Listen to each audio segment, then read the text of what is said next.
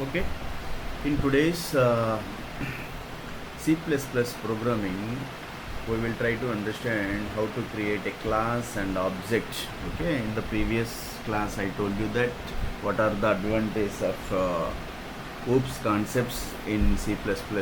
So this is the code written.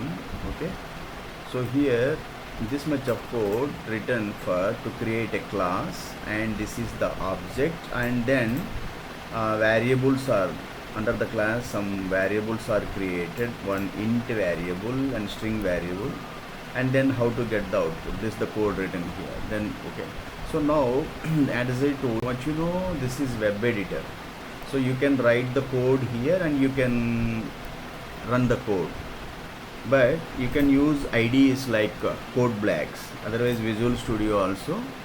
So otherwise, if you don't want to install any Code Blocks, IDE and Visual Studio, no any problem. Okay, so now if I run this code, this is the result we are getting.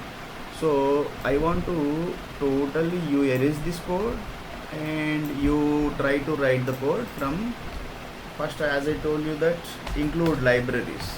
Include what libraries? Include first one library, that is what IOStream. IOStream is what? It is a library which will be worked with input output objects like what you see out to get the output on the screen. Input output stream. This is a library, header file library. Okay. Okay. In library, that is what that is used mostly with what you know for your to work with input output objects. Okay, next one more library, that is what include stream library. Stream library mostly used with, because if C++ will not support, it will not support strings, so then we need to include means import string library. Okay, string library will be used to work with strings. Okay, so these two libraries, IOStream for to work and string library will be used to work with strings. Okay, next word, these two are header file libraries. Then you need to use in C+ one more command using namespace standards. So namespace standard, it is a library, standard library. From that we can use the names for objects and variables. So if you want to use names for objects and variables, we need to write in standard library. From standard library we will use the names and names for objects and variables. Next, first of all, what we need to create a variable, that is what, not variable, class. We need to create a class. In first class name, simple class keyword must be used, then class any name. Suppose fruit is a class name, and then fruit flower brace. Okay, inside of flower brace, so what, after the class, don't forget to keep this termination semicolon under this class keyword and class name, fruit class. Within this class fruit, we need to, first of all, we need to write the that is access specifier. That is very important. Okay, now class fruit is defined under this class. Now I need to mention public a keyword, that is what means here I am mentioning the access level of this class. Public is what means this class and its attributes, variables and function, means methods and data attributes, they can be accessed publicly. That is what one thing. So next word, it is a public means all the data attributes, means attributes of the class, they can be accessed publicly. Understood? Then after we need to keep the colon is very important. So now it is what declaration of the class level, access level, declaration of access level of class, level of class.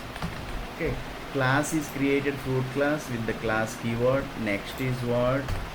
Now any variables, int any one variable. So fruit, what is fruit? Banana.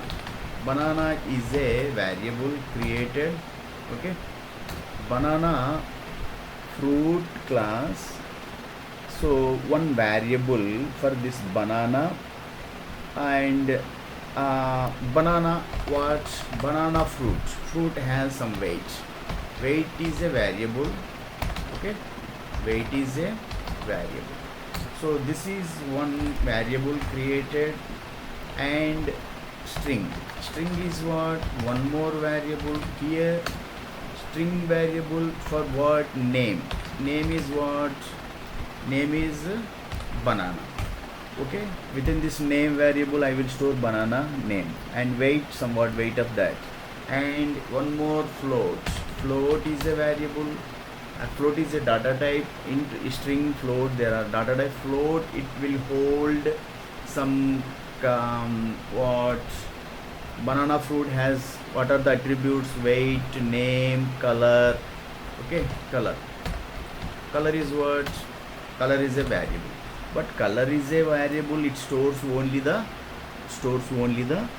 names. So names means string type. So here one more time, string, like this. 3 variables I have created. And now what happened? Your class is closed. So with the semicolon. Okay, now one class is created. Next is what? Object. We need to create object. How object will be created? Int. Okay, main function. Under the main function always holds. Okay, next, flower braces. Understood this? Now object is what? How to create the object? Object means what? You need to create first class name. For what class? Fruit class. Then object name. Object is what? For this fruit class, banana is an object created here. Okay, fruit, banana. So fruit class, banana object created. So now object is created. So how to set the values for? So banana has dot what? Weight. Name is what? Fruit name is equal to what? String always